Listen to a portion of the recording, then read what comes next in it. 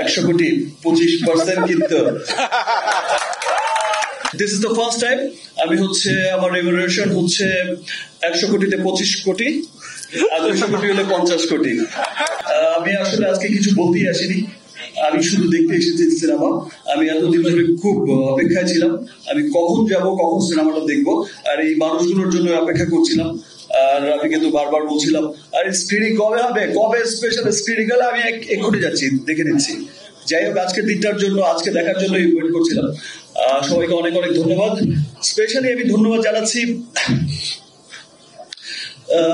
আমার দেশের মানুষকে, যারা তাদের ঈদ পরবর্তী সময়ে এই কর্মব্যস্ততার মধ্যেও এই যে এত সহজ, তারপরও টিকিট পাওয়া যাচ্ছে না। আমার ফ্যামিলি বলে ভাই টিকিট নেই, ও বলে টিকিট নেই, ভাই টিকিট নেই। এটা সত্যি আজ মনে হচ্ছে 100 কোটি 25% কিন্তু এখনো বাকি রয়ে গেছে India.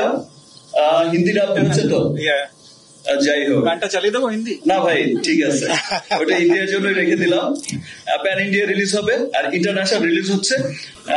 This is the first time আমি আমার রেমুনারেশন 100 কোটিতে 25 কোটি আর 200 কোটি হলে 50 কোটি।